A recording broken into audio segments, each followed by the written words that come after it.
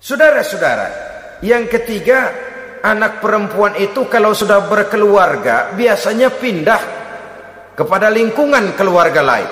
Sehingga orang berkata, punya anak perempuan banyak sebenarnya seperti agen. Artinya ada yang mau bawa, kan begitu. Ada yang minta ambil, ada yang berminat buntel. Paling dia nengokin orang tuanya ya lebaran. Ya syukur kalau sebulan sekali atau seminggu sekali, tapi minimnya kan lebaran. Dengan demikian dari garis nasab ini lebih kuat al-banin ketimbang al-banat. Manusia dihiasi dengan kecintaan kepada anak-anak.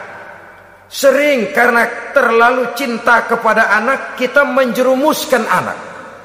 Terlalu sayang kepada anak, segala maunya kita perturutkan tanpa kendali dan kendala. Akhirnya sifat yang demikian itu malah mendorong anak untuk manja, tidak percaya kepada kemampuan yang dimilikinya, selalu mengandalkan kepada kebesaran, kemampuan daripada orang-orang yang dibanggakannya itu. Dan dalam kondisi demikian, kedewasaan dan tanggung jawabnya akan lambat berkembang. Maka Allah Subhanahu wa ta'ala memperingatkan bahwa harta dan anak bisa menjadi fitnah. Dalam ayat lain Allah juga memperingatkan, ya ayyuhalladzina amanu la tulhikum amwalukum wa auladukum an dzikrillah. Wahai orang-orang yang beriman, jangan sampai hartamu dan anak-anakmu memalingkan kamu daripada mengingat Allah. Jangan sampai kesibukanmu kepada anak dan harta benda menyebabkan kamu sampai lupa mengingat Allah Subhanahu wa ta'ala. Berapa banyak manusia yang tenggelam dengan melupakan Allah, jauh dari agama, jauh dari tuntunan syariat, oleh karena disibukkan oleh persoalan anak dan persoalan harta benda. Maka satu-satunya jalan, jikalau kita tidak ingin anak kita sampai memalingkan kita daripada mengingat Allah, nilai-nilai keimanan harus ditanamkan kepada mereka sedini mungkin. Dengan bekal ini, maka mereka, anak-anak kita, insya Allah tidak akan membuat kita orang-orang tua ini berpaling daripada mengingat Allah, berpaling daripada kehidupan beragama. Memang karena anaklah kita orang tua peras keringat banting tulang, pergi pagi pulang sore cari nafkah. Karena anaklah kita orang tua, kepala jadi kaki, kaki jadi kepala. Asal mereka bisa menikmati hari depan yang lebih baik dari yang kita nikmati sekarang ini. Tapi berapa banyak juga orang-orang tua yang tidak sadar akan amanah berupa anak ini. Mereka lalai, mereka bersikap masa bodoh, padahal tidak akan ada yang tidak dipertanggungjawabkan di hadapan Allah Subhanahu wa ta'ala. Orang tua bisa mendapat pensiunan pahala kalau anaknya tumbuh menjadi anak yang soleh. Tetapi orang tua pun bisa saja masuk neraka karena anaknya menjadi anak yang kurang ajar dan orang tuanya sama sekali tidak pernah memberikan pendidikan yang sebagaimana mestinya.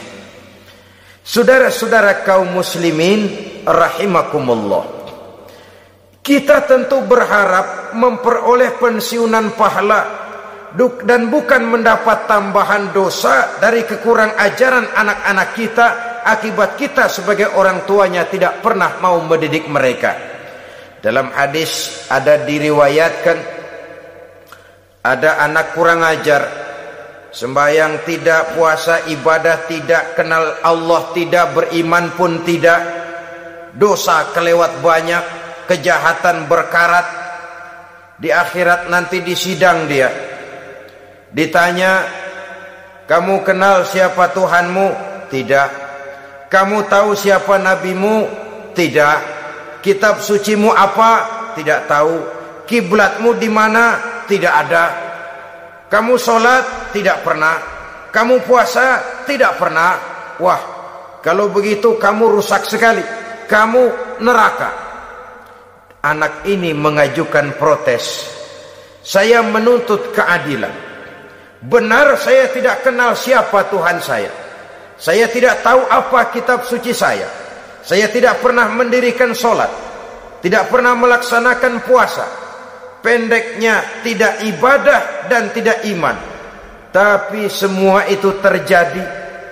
Sebab-sebabnya tidak lain karena orang tua saya tidak pernah mendidik dan mengajarkan saya. Orang tua saya tidak pernah mengarahkan saya ke jalan itu. Sampailah saya seperti keadaan yang sekarang ini. Orang tua saya enak-enakan ngaji, saya teler diantepin aja. Orang tua saya memegang kitab, saya megang botol. Dia tahu, dia diam saja. Dia tahu dan dia tidak memberikan peringatan. Karena orang tua saya lah, maka saya jadi seperti sekarang ini. Kalau saya harus masuk ke dalam neraka, saya menuntut keadilan agar orang tua saya juga ikut bersama saya gabung ke dalam neraka. Orang tuanya yang baik-baik dipanggil, sudah mau berangkat ke sorga nih orang tua, dipanggil, "Ntar dulu mas, ini dulu." Mau kemana, gancang banget? Surga pak, nanti dulu urusan belum beres. Ini benar anakmu ini? Dilihat anaknya, iya anak saya ini. Waktu di dunia nggak pernah diajarin ngaji, nggak pernah. Sampai dia nggak kenal Tuhannya, nggak kenal nabinya, nggak kenal kiblatnya, nggak kenal kitabnya. Iya. Dia sembahyang, kamu dia nggak sholat, kamu diemin aja. Iya kali. Kenapa pakai kali? Yang benar ngomong.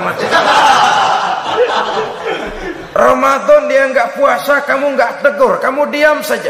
Iya. Wah, kamu nggak tanggung jawab. Kamu tahu anak itu adalah amanah.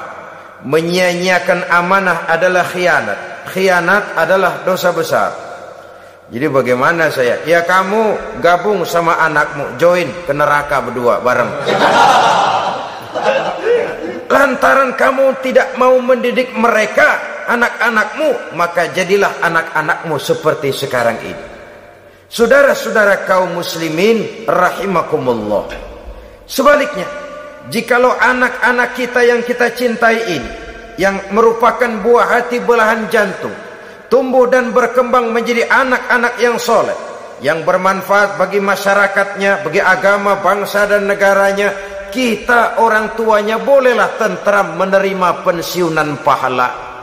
Menerima pensiunan pahala dari kesolehan anak yang ditinggalkannya.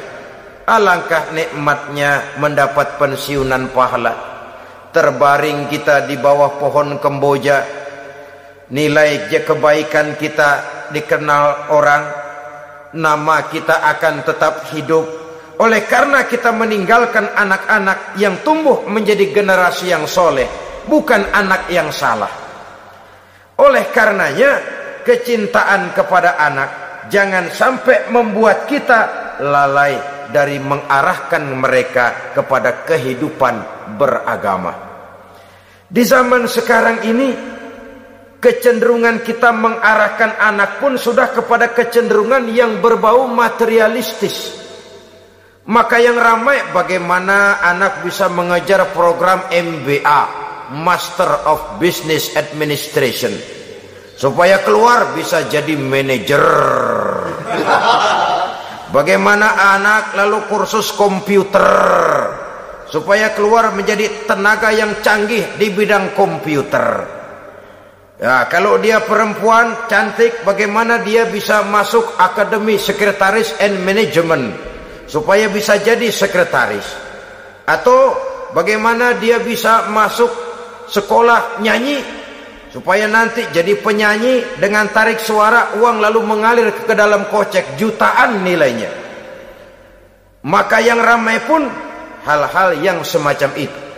Dalam pada itu, pengajian, kursus-kursus keagamaan, studi-studi klub yang membicarakan masalah-masalah agama, ramainya kadang-kadang kalau bulan Ramadan, dianggap training center. Ya lumayan, daripada tidak sama sekali mah lumayan. Tapi dengan demikian ini kan merupakan bagian terpokok dari kehidupan manusia. Alangkah idealnya jika dia mengantongi gelar MBA, Master of Business Administration, tapi punya nilai iman yang tangguh, ahli komputer tapi punya keyakinan beragama yang mantap. Dan ini harus ditanamkan lebih dahulu sebelum